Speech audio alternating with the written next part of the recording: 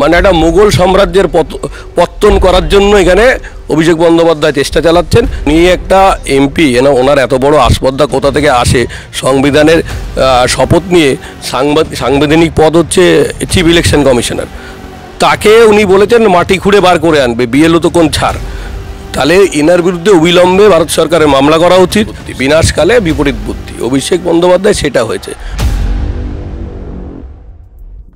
সামনে 26-এর ইলেকশন, আমরা দেখলাম বিহারে একেবারে সরকার চেঞ্জ, বিজেপি সরকার চলে এলো এবং ম্যাজিক ফিগার পার করে চলে এলো। বাংলার ক্ষেত্রে বারবারই যেটা বলা হয় যে 200 পার এবং সেখানে কি আগেরবার দেখলাম আমরা 77-এ গিয়ে আটকে গেল। এবার কতটা আশাবাদী? দেখুন, প্রথমে বিহার নিয়ে বলি। একদম প্রকৃত কথা বলতে গেলে সুপ্রা সাপ বলে যে কথাটা আছে না হিন্দিতে, সুপ্রা সাপ হয়ে গেছে। 6 ভাগের 5 ভাগ আসন এনডিএ জোট পেয়েছে। বিজেপির স্ট্রাইক রেট অ্যারাউন্ড 90%। এবং কোনো পলিটিক্যাল পার্টি সবচেয়ে কখন ভয় পায় জানেন? আজকে আরজেডির গড় ছিল হচ্ছে কোশি সীমাঞ্চল, আর এদিকে হচ্ছে আপনার মগধের সাইডটা, মানে মধুবনী, মাধেপুরাকে একসময় বলতো পোপ, যেমন রোমে যেমন পোপ, মাধেপুরায় সেরকম গোপ মানে যাদব। সেই জায়গায় হাঁটতে হয়েছে। আজকে সেই জায়গায় সুপ্রাসাপ।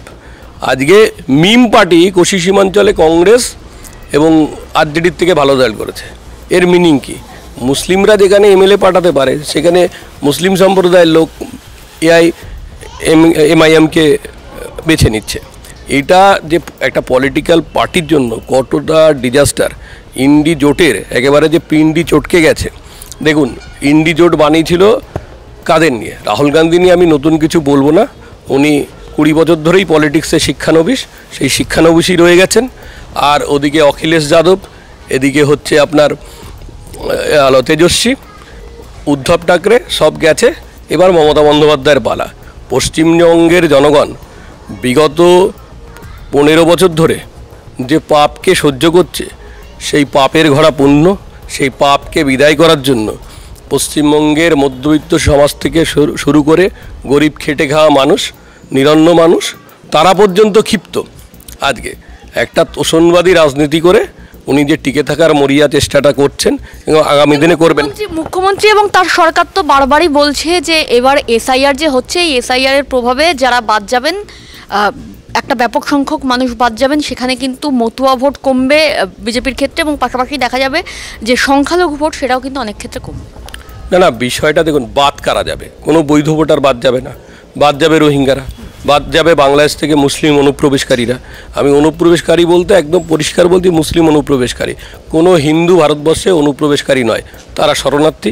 এবং মতুয়া যাদের কথা আপনি বললেন, ভারতবর্ষের উপর দিয়ে যে র্যাডক্লিফ লাইনটা টানা হয়েছে ভারতীয় উপমহাদেশে, সেই র্যাডক্লিফ লাইন শুধু বিপ্লবীদের রক্ত শুধু নয়, তার সাথে পশ্চিম পাঞ্জাব আর এদিকে পূর্ববঙ্গের মা বোনেদের চোখের জলের দামেও র্যাডক্লিফ লাইন টানা হয়েছে। কাজেই তারা আমাদের ভাই, শরণার্থী। একমাত্র ভারতীয় জনতা পার্টি, যারা সাংস্কৃতিক জাতীয়তাবাদ, হিন্দু জাতীয়তাবাদে বিশ্বাস করে, তারাই একমাত্র মতুয়াদের জন্য আজকে সিএ আইনটাতে যে মতুয়াদের বিরাট ভূমিকা, এবং সেটা আপনারা জানেন। নাকি আপনারা ভয় দেখাচ্ছেন এসআইআর এর নামে? এসআইআর নামে ভয় দেখাবো কেন? 12 বার সারা ভারতবর্ষে এসআইআর হয়েছে। পশ্চিমবঙ্গের সাথে পাইলট প্রজেক্ট হয়েছে বিহারে। এই যে যদি বিহারে বৈধ ভোটার থাকতো, তারা গিয়ে প্রোটেস্ট করতো। তো বৈধ ভোটার তো বাদ যায়নি। যারা বাদ গেছে তারা অবৈধ ভোটার, মৃত ভোটার, স্থানান্তরিত ভোটার, তারা বাদ গেছে। বন্দ্যোপাধ্যায় তো বলেছিলেন বিএলওদের গাছে বেঁধে পেটান। না, উনি একটা এমপি, ওনার এত বড় আসপদ্দা কোথা থেকে আসে? সংবিধানের শপথ নিয়ে সাংবিধানিক পদ হচ্ছে চিফ ইলেকশন কমিশনার, তাকে উনি বলেছেন মাটি খুঁড়ে বার করে আনবে, বিএলও তো কোন ছাড়। তাহলে এনার বিরুদ্ধে অবিলম্বে ভারত সরকারের মামলা করা উচিত, সুমোটো মামলা করা উচিত, পশ্চিমবঙ্গ গভর্নমেন্টেরও মামলা করা উচিত। বিহার ভোটের পরেই কিন্তু একেবারে অভিষেকের যে গড়, সেখানে কিন্তু ডায়মন্ড হারবার, সেখানে কিন্তু একেবারে বিজেপি কর্মীদের ওপর আক্রমণ করা হলো, তাদেরকে ধারালো অস্ত্রের কোপ দেওয়া হলো। না, দেখুন, একটা কথা আছে আমাদের, মানে মৃত্যুকালে বিপরীত বুদ্ধি, বিনাশকালে বিপরীত বুদ্ধি। অভিষেক বন্দ্যোপাধ্যায় সেটা হয়েছে। ভারতীয় জনতা পার্টির কর্মীদের এইভাবে রোখা যাবে না। আর উনি ডায়মন্ড হারবারের সাংসদ, তো ডায়মন্ড হারবারে যে পরিমাণ মুসলমান ভোট বৃদ্ধি হয়েছে অনুপ্রবেশের ফলে, সেটা বোঝার জন্য কোনো রকেট সায়েন্সের দরকার নেই, এবং কোনো রকম সায়েন্টিফিক ব্যাখ্যা আপনি সেটা দিতে পারবেন না। এই যে ডেমোগ্রাফিক চেঞ্জ, এই যে রোহিঙ্গা, এই যে বাংলাদেশি অনুপ্রবেশকারী, এই যে ফলতাই জাহাঙ্গীর খান, এই পূর্ব ক্যানিংয়ে শওকত মোল্লা, এদিকে শেখ শাহজাহান ছিলেন, মানে একটা মুঘল সাম্রাজ্যের পত্তন করার জন্য এখানে অভিষেক বন্দ্যোপাধ্যায় চেষ্টা চালাচ্ছেন।